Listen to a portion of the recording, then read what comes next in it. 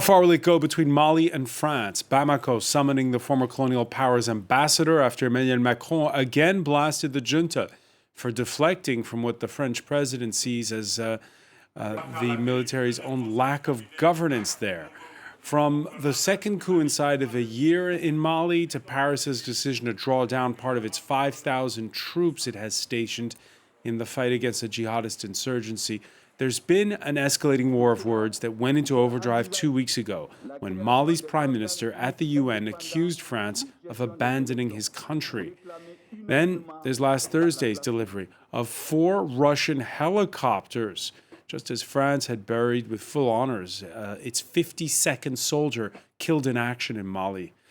52 killed since 2013. Paris warning it won't stick around if the junta agrees to hire Wagner, the same private security firm that's accused of human rights abuses in another former French colony, the Central African Republic. Why Wagner? How serious are the Malians about ditching French support for Russia? Where would that leave African, European, and UN forces also implicated in the fight against the insurgency, and particularly in neighboring Burkina Faso and Niger, which are increasingly the target of the same radicals?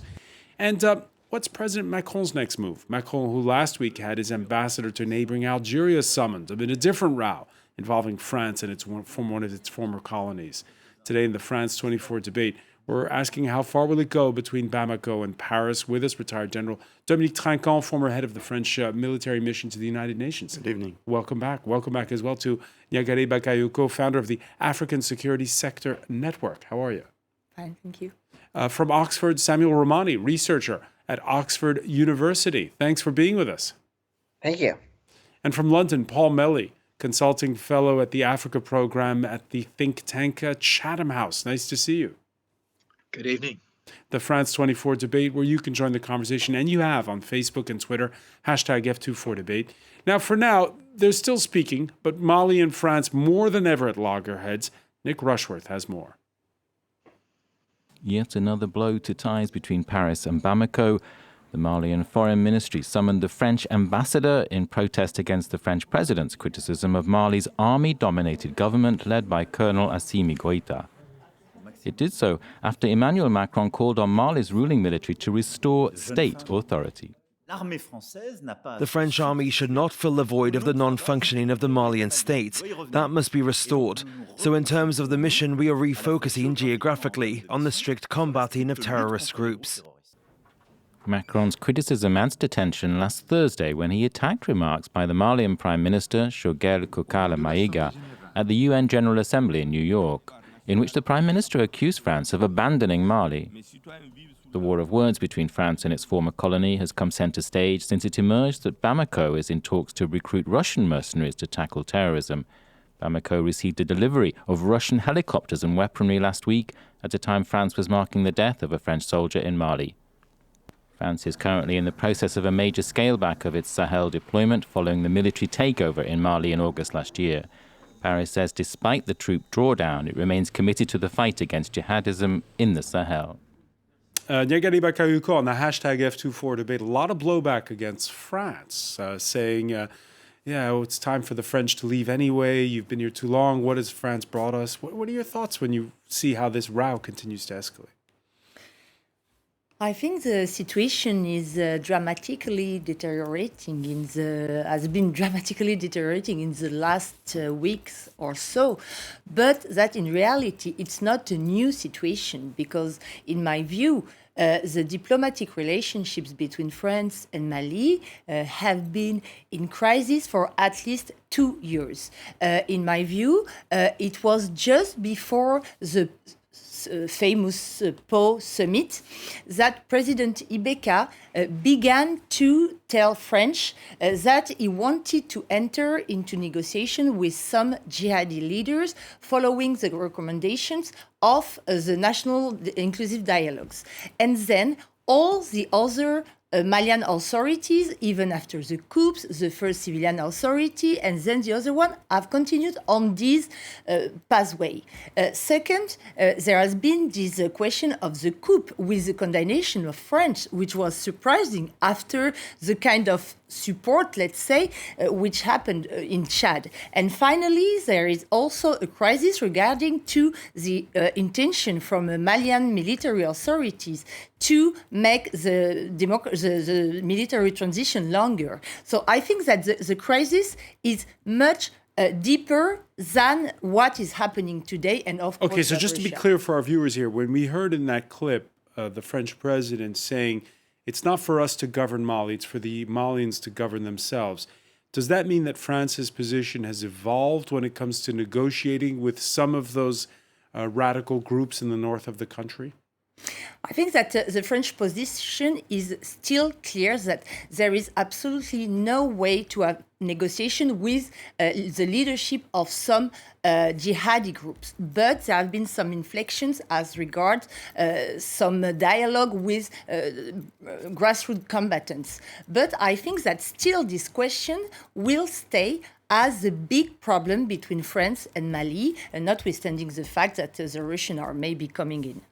Dominique Trinquant, today, does France mind if Bamako negotiates with some of the radical groups? After all, France is negotiating with the Taliban in Afghanistan. It depends on what you're calling radical groups. I mean, it depends on the groups. If you discussing with the parents' organization of ACMI or Daesh, it's not possible because these are not focusing on Mali. They want to have a global revolution in the world. So we are a target, not only Mali. You've got groups which are using terrorist actions, but who just want to reorganize in Mali the balance of power, which is a different subject. And this is a subject for the Malian. But for the two other groups, I'm talking about the parents group from Daesh, to be simpler. And ACMI, it is not possible. They are our enemy in France, in Europe, in the world. Do you agree with Nagere Bakayoko that the problems began when at that summit in southwestern France when Emmanuel Macron read the riot act basically to the regional leaders, including the now deposed former president of Mali? No, but what's very interesting is that, in fact, and that's why you have two coups. In fact, the president of Niger said that instead of fighting, they made a coup inside Mali, and they wanted to change the governance in Mali instead of fighting, which is amazing because the people on the ground, I've got first reports on that, we've got no problem with the Malian army. I mean, we are working together. Currently, the French forces, as you know, are leaving the north of Mali, Kidal, Tessalit, and Tombouctou, in coordination with the Malian troops, because that was announced prior to the second coup. And probably the message was not passed between the first people in the first coup and the second coup, but it was announced to them and organized and in accordance with what the Malian wanted to. Yeah, talk about parallel universes. On Tuesday, the same day that the French ambassador was being summoned, the head of the French military mission was in Bamako. He was saying that everything was going well. When it came to those outposts in the north, there you see on the map the cities of Timbuktu, Kidal, and Tessalit. The French focusing, they're redirecting their efforts now on the so-called three borders area. You can see on the map, which is northeast of the capital. Militarily, the lines of communication remain open, says the commander of the French forces in Mali, General Laurent Michon. Tomorrow, just like today, we will be able to come and support both MINUSMA and FAMA forces in Tessalit on very short notice. There are several hundred men in the Tessalit camp if the threat is really strong. We have the possibility, which will remain completely unchanged and maintained in volume, to send fighters or air support to react and support the MINUSMA and FAMA forces in Thessaly. Et appuyer ces forces MINUSMA et FAMA à Thessaly. So, Paul Melly, clear the confusion, please. On the one hand, the two armies speaking to each other, no problem.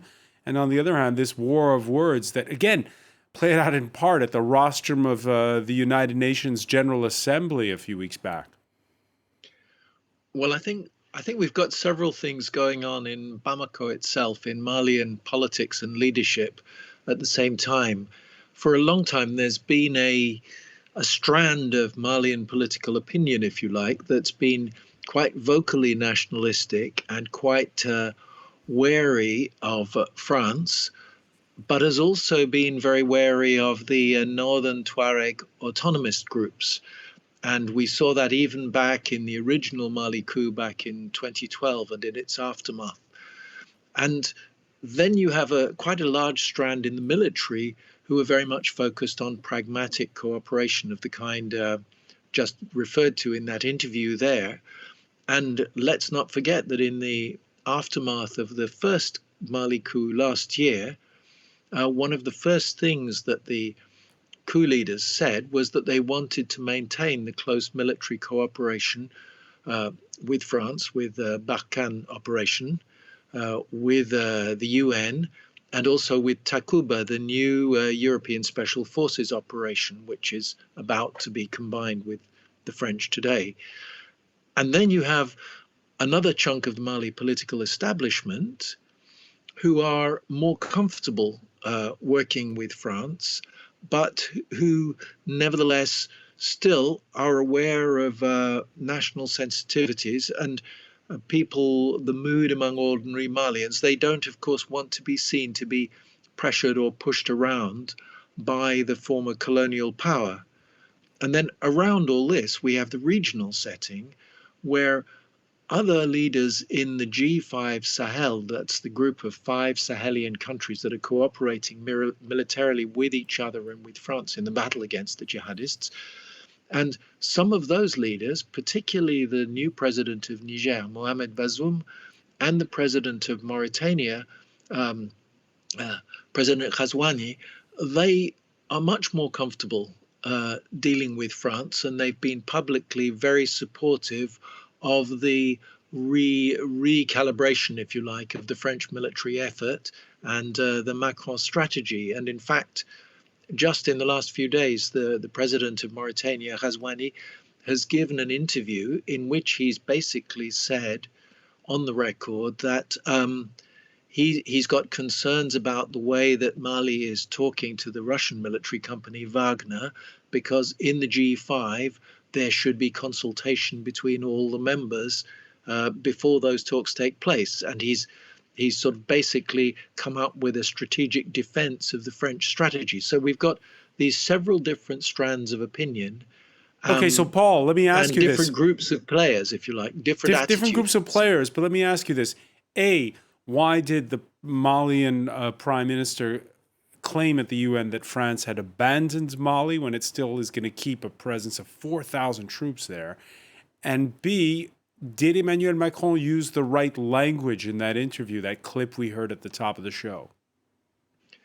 I think both remarks illustrate the risks once people, for domestic political purposes, once they let that sort of domestic political language leak into the diplomatic public international arena, because you could see that Prime Minister Maïga, in his remarks at the UN, that was clearly, as it were, playing to the gallery of nationalist opinion back in Bamako, that strand of Malian opinion that I was talking about.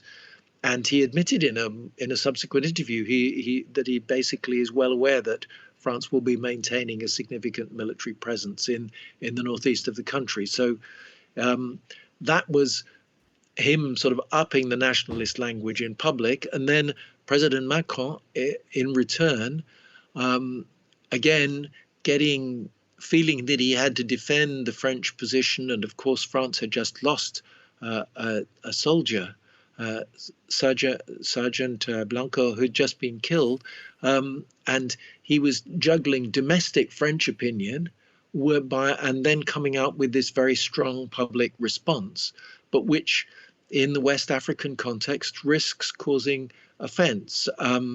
So in both cases, we could see politicians under pressure from domestic opinion, perhaps being a bit ill-judged in some of the language. Samuel Romani, by the way, did you know that we're also having a presidential election here in this country in 6 months' time? Yes, I did. Yeah, of course.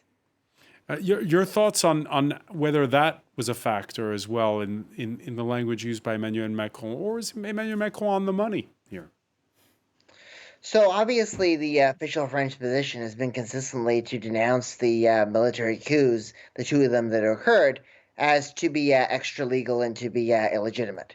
So the very fact that he would be trading barbs with Assimi Goïta and his compatriots is hardly a surprise given French policy. And when you look at the track record of French policy elsewhere in the region, whether it be the recent coup d'etat in Guinea that overthrew Alpha Condé, the French are similarly strident about that, even though Condé was a close partner of Russia, and it dates back to the coups that we saw between 2008 and 2010 across West Africa.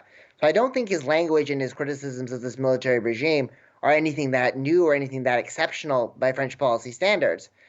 And his willingness to combine the criticism of the way in which these officials took power with practical cooperation on the ground is completely understandable, because he wants to be very clear that the situation in the Sahel is not going to be another Afghanistan where the French withdraw and the European standby force and the African Union forces atrophy and militants reign supreme.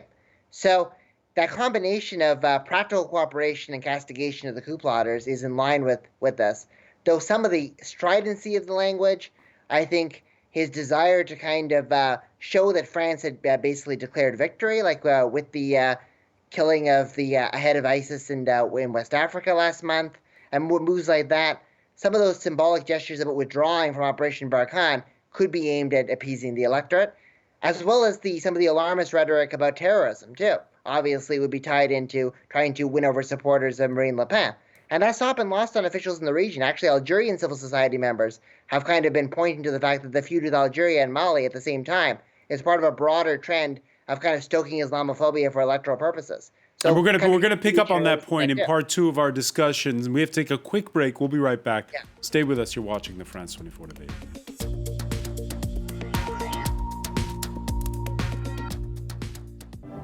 Fake.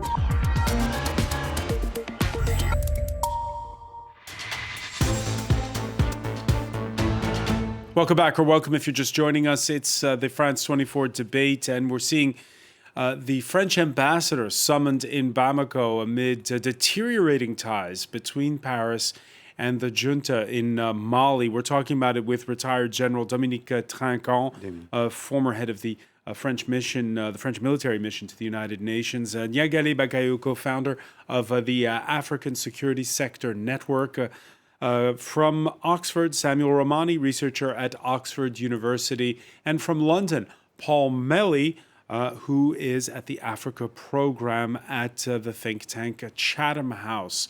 Paul Melly, who in part 1 of our discussion was saying how Bamako's warming ties with Russia explain in part this deterioration of the relations between Mali and its former colonial power. Yeah, there's been talk, and it hasn't been denied, that a private security firm called Wagner, under the wing of a Putin protege, Yevgeny Prigozhin, Wagner is in a bid to have a contract with the junta. Wagner, which first made headlines in Syria, before Libya and the Central African Republic. Haxi Myers-Belkin has more. For Amnesty International, they're Vladimir Putin's secret army. Made up of between 2,500 and 5,000 Russian and foreign mercenaries, since 2014, the Wagner Group has, according to this investigation, operated in global conflicts where the Kremlin has strategic interests. What's the main goal of any private military company? To defend the interests of a government if it can't use the regular army. The goal is financial revenue and the possibility of taking control of a large market for oil resources for our country. The group's present in 12 countries around the world, but first emerged in Ukraine, where its mercenaries fought alongside pro-Russian separatists, ultimately assisting in Moscow's annexation of Crimea. Its contractors have since fought alongside the Syrian National Army in the country's civil war, bolstered forces and delivered weapons to rebel General Khalifa Haftar in Libya, and provided security to embattled presidents in Venezuela and the Central African Republic. In 2019, they also helped repress demonstrations against Sudanese strongman Omar al-Bashir. In return, the group gets cash and, in some countries rich in oil, gold and diamonds, extraction rights.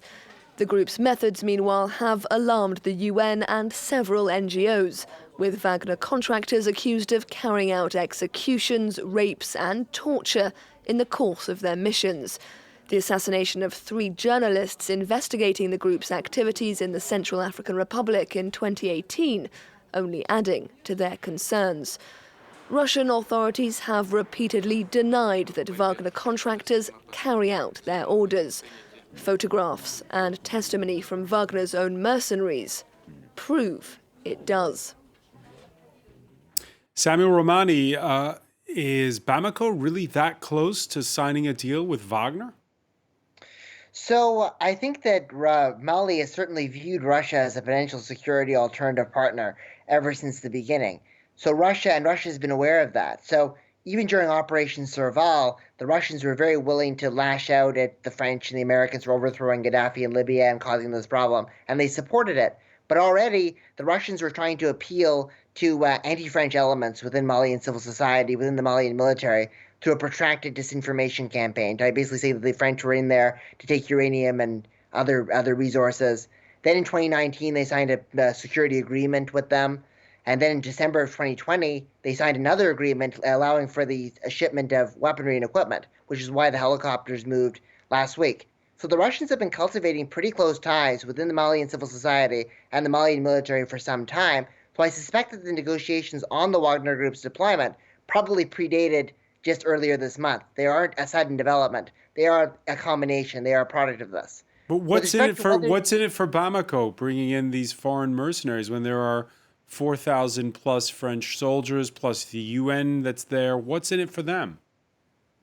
So obviously there's a lot of distrust and disillusionment with the French in the Operation Barkhane mission, and I think that there's also a growing amount of civil society pressure where people are just not necessarily pro-Russian or pro-Chinese when they hold those Russians and Chinese flags, but they certainly are critical of the French approach. There's a bit of a romanticization of the strong state approach to counterterrorism that Russia used in Syria and the application of the Syrian model towards Mali. That's appealing to it.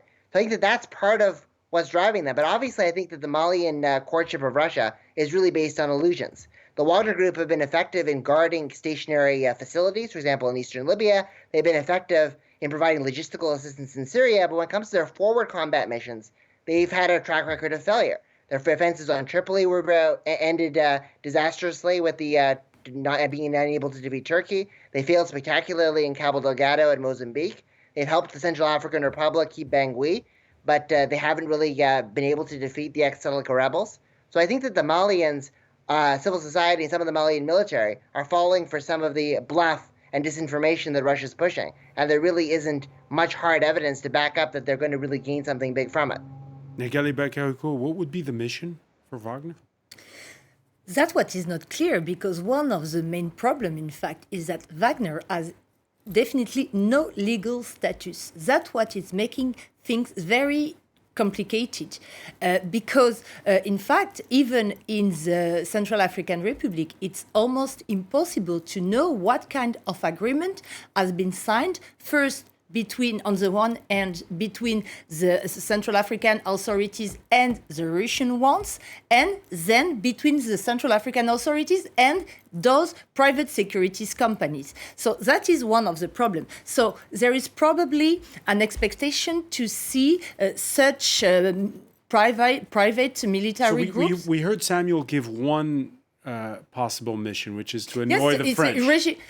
That's the first thing, because from the very beginning, there has been rumors saying that maybe the Malian diplomacy was trying to make a bluff, just to show the French that they were able to speak loudly on the international scene and to make pressure for not having the French to leave too quickly the country.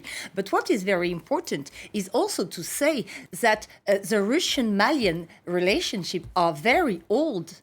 Russia is not a new player in Mali because the first leader of Mali, Modibo Keïta, in fact asked the French colonial forces to leave the country and made a military agreement with the former USSR. And this has been lasting for 30 years. So, and again in 2012 and again in 2090s under Ibeka and ATT, there were also agreements which were passed between Mali and Russia. So the question is, would it be possible to have an agreement with Russia itself, which will involve also private military companies? How would this, Dominique Trinquant, you building on your experience at the UN, how would this work with? The French have been clear: if they come, we go. Yeah. How would the United Nations, with its peacekeeping force, react to this? I mean, you've got the problem in CAR, where you've got a peacekeeping force, and you've got Wagner present. And currently, there are reports which say that be careful, UN can't work with a force like that close to them. To go back to the relation with the Russian, just keep it in three pieces, please. The first thing is the relation between the old relation, which was at that time ideological. It was the Soviet, it was communist, after the independence of Mali, against the former colony. Currently, it's no longer a communist, it's no longer ideology. It's just probably to annoy the French. That's the first thing. And that's the link between Russia. Second thing, with Wagner. Wagner, as I say, it's not an agreement with Russia. It's just mercenaries. We've got very low means. I mean, you've got soldier with light weapon, that's it. And you can't take the play. And for me, for Malian, it will be a shame to show that they need that sort of soldier because the army is not able to do the job. What's the problem? Malian, you've got a problem. If your army is not able to do the job, you ask mercenary to come. It's a shame for your army. And instead of making a coup like the lieutenant did, you need to fight and not to try to have a political position. And the last bit, the third one, is buying weapons. There is no problem. I mean, they prefer to buy helicopters from the Russian. It's normal job. I mean, they need this helicopter, they buy it. You've got no problem with that. So the real problem is that if they want to have an agreement with Russia, no problem. If they've got an agreement with the mercenaries, this is a real problem because it shows that the Malian army is not able to do the job and they are paying mercenary to do the job and they will not control the mercenary like it is in CAR. Paul Melly, how do you read this, these negotiations? Well, I think it's very difficult to know what's going on in the private negotiations between the government and Wagner.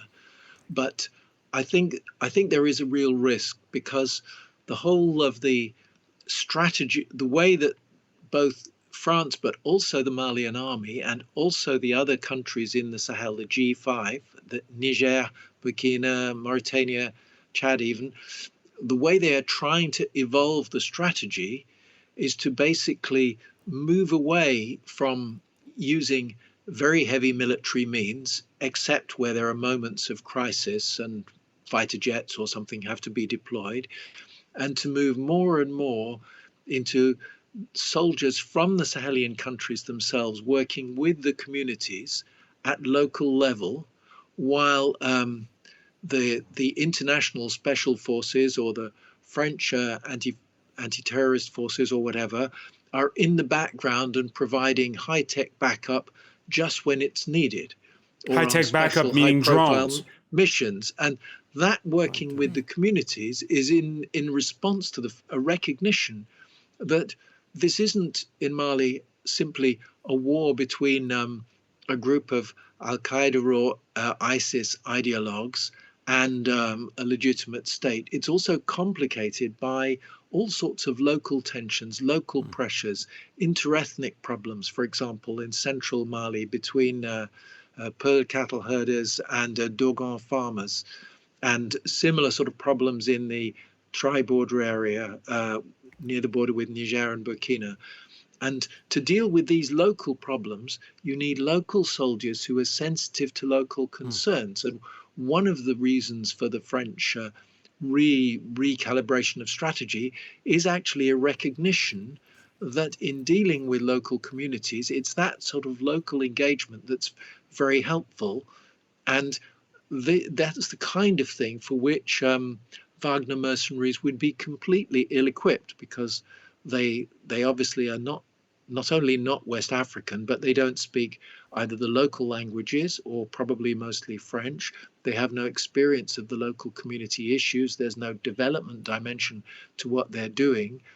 And so that also explains one of the reasons why ECOWAS, the West African regional bloc, has been absolutely categoric in condemning these negotiations. In an ECOWAS summit on the 16th of September, in the formal summit communique, they firmly condemned any negotiation between Mali and any agreement between Mali and private military contractors, because they, as West African leaders, can see the destabilization that this could bring. And of course, it's also complicated because the leaders of the constitutional governments in West Africa are already unnerved, if you like. They're very uncomfortable with the present Malian government because it came to power through a coup and appears to be procrastinating over the process of restoring electoral politics. Procrastinating, and again, it's this. It gets back to this notion, Yagari Bakayoko, listening to Paul Melly, that there is this Afghanistan effect. You can win militarily, but then you have to, as well, find political solutions. And does the junta have a firm grasp on that? Because that was an accusation often leveled at Ibrahim Boubacar Keïta before he was deposed in that coup. No, I think that those who do not have a political approach to the crisis is more the international partner rather than the Malian authorities. We can definitely not agree with the solutions they have been trying to promote, including dialogue and negotiation, but it's difficult to say that there has been absolutely no political approach. And when we see in the what you saw a few minutes ago about the force commander Michon and the declaration of the French president, you can see that there is a big gap between the technical, operational approach to the crisis and the political one. And in my view, it has been also the failure in Afghanistan, because you can see, you're saying that I completely agree with you that Russian mercenary will definitely not be able to fight, as Samuel was saying, nor to help and to train. But have the French be really able to improve the level of the Malian army? If today the Malian army is thinking about new partners, we also do have to wonder if there not has been some failures from our part. In part one of our discussion, we were talking about how there's a domestic calculus on all sides. And again, this summoning of the French ambassador to Mali comes hot on the heels of the summoning of the French ambassador to Algeria less than a week ago. His foreign minister happened to visit Bamako on Tuesday. Ramtan Lamramra seizing the chance to take aim at their common former colonial power, thanking his neighbors, Mali, for their help back in 1960 during the Algerian War of Independence, and telling France to decolonize its own history, a rebuttal to remarks that the French president made over the weekend amid a visa row.